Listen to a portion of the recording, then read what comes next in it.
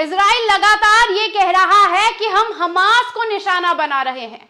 हम हमास को निशाना बनाने के लिए गाजा पर लगातार 250 से ज्यादा तमाम जगह पर एयर स्ट्राइक कर रहे हैं, क्योंकि हमास को खत्म करना ही हमारा एक लौता मकसद है।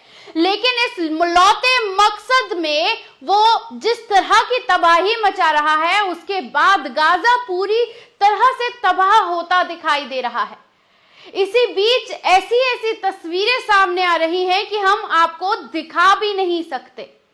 हर जगह वीडियो जारी होते हैं तभी दिखता है कि हर जगह लाशें बिखरी हुई हैं।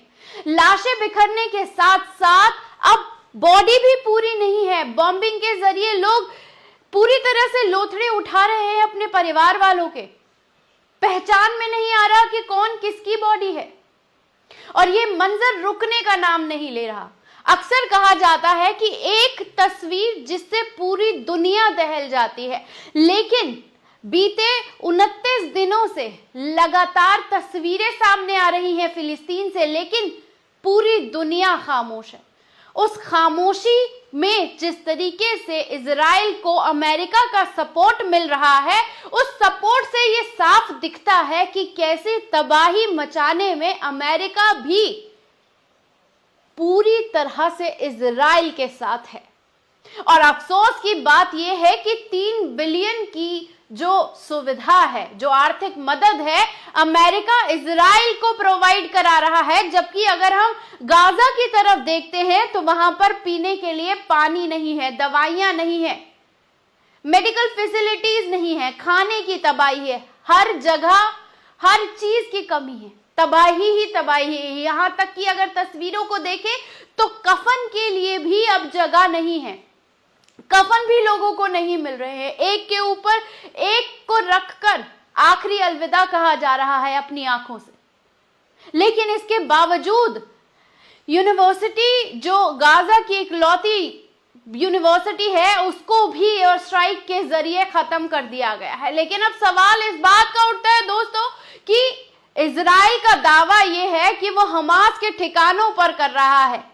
हमास के ठिकाने तमाम सुरंगों के अंदर है, तो वो सिविलियंस पर किस बात का हमला कर रहा है, और हर कोई इसे खामोशी से तमाशे के साथ देख रहा है। अब जब 1 महीना इस जंग को होने आया है तो 10,000 से ज्यादा लोगों की मौत हो चुकी है, और 5,000 से ज्यादा मरने वालों की संख्या बच्चों की है, महिलाओं की है। तो ये कैसा जंग है जहां पर बच्चों और महिलाओं को निशाना बनाकर अपनी मर्दानगी दिखाने की कोशिश की जा रही है। और हक और बातिल की लड़ाई में हर कोई अपने अपने हिस्से की लड़ाई लड़ रहा है, जिसमें यह साफ दिख रहा है कि जमीनी तौर पर लगातार इजराइल पिट रहा है और पीछे खिसकता हुआ दिखाई दे रहा है। लेकिन जैसे ही ये लगातार यूनिवर्सिटी को उड़ाना, घरों पर हमले करना और तो और महिलाओं को निशाना बनाना, ये साफ दिखाता है कि इजराइल की हार होना तो पक्की है। वो चाहे जितना भी हरकत कर ले, बॉम्बिंग कर ले, एयर स्ट्राइक कर ले, जमीन में घुसने का दावा कर ले, लेकिन सच्चाई यही है कि इस हक और बातिल की लड़ाई में अगर जीत किसी की होनी है दोस्तों, तो वो सिर्फ और सिर्फ फिलिस्तीन की होनी है।